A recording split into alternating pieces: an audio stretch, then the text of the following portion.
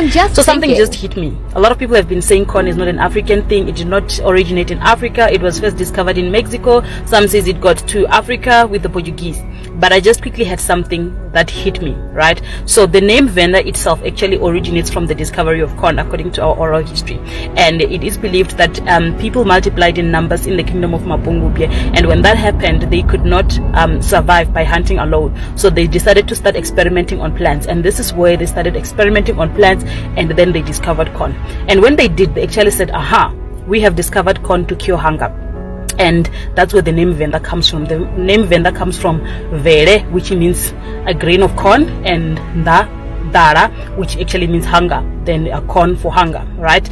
And then the second thing that hit me real hard was the fact that if you look at the naming of the months in Tshivenda language, you are surprised to realize that a lot of the months has got something to do with the planting season, and specifically the planting of corn, which the year starts in September and ends in August, right? Which September is called Kuvumedzi, which is the beginning of spring, and then Chimedzi, which is a month where people start dropping the seeds on the ground, and then Lara, it is believed to be Lara Lasiamtaba, which means it's the month that leaves us with seedlings sort of corn, right? And then you quickly browse through and go to April, which is actually Rambamai, right? And directly translating to Rambamai, when my grandmother explained this to me, she said it actually means a child denying the mother. Uramba is to deny, and Rambamai, the child denying their mother, because the corn now is full and it's moving away from the mother, so the child is denying the mother, right? And then Shundun Ture, which is May, is the month in which we reap the corn, or it's the harvesting season, or it's the harvesting month, and it's called Shundun Ture, which means Ture is to relieve or help me, it's you are relieving the corn and you taking it down, right? So that's how it was named.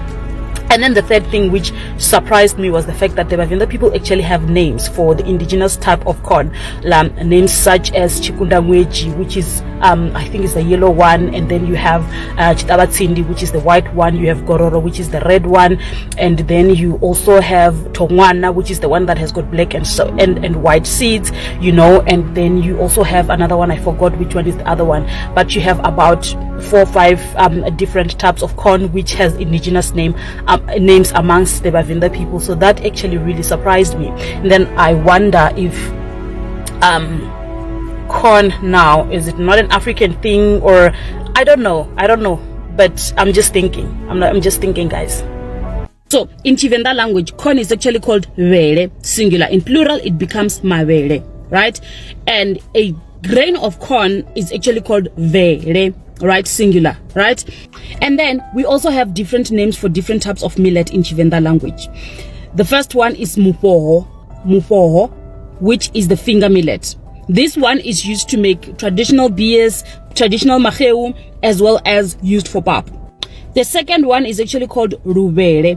Rubere is the pearl millet, which is usually also used for traditional beers, famous for traditional beers, and then also used to make traditional maheu as well as traditional pap, right? The third one is Tsogam, which is in Tshivenda language is actually called Makaha or Mutubi. And this is also famously used for pap, not very famous for the traditional beers. These type of millets were actually used traditionally by the Vhavenda people to actually make traditional beers known as Mupambo, which is used for the traditional rituals. So it is used during Upahla or Upasa in Tshivenda language. So I totally agree with you, language does evolve. And one thing which is very interesting when it comes to Tshivenda language is the vocabulary of Vhavenda people when it comes to the processing of corn. Okay, so we used something called muturi, something like this, to process corn, and a lot of studies actually focused on the grinding stones for them to find evidence of whether we processed corn. Okay, but let's jump into the Tshivenda vocabulary when it comes to corn processing. So after you planted your corn in Tshivenda, you will harvest, right? And when you harvest, that process of harvesting corn is actually called ukana. And when I speak to older people, I'm surprised to realize that word is actually specifically used for corn, because the harvesting of millet is actually called ufura. And if you are picking fruit, it's ufura uchelo. So after you have harvested your corn, you will take it home, and when you get home, there is a process called ukubura, and this traditionally it would be done around the fire with the older ladies telling you stories and stuff like that, and it's the process of actually taking out the grain from the cob, okay, and it's called ukubura.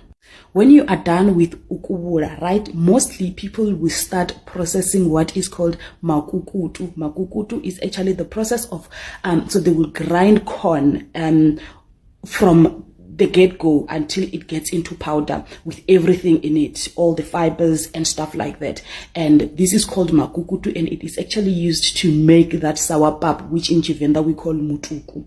It is, the corn is grinded to the finest without any stopping along the way or removing anything. You grind it like that.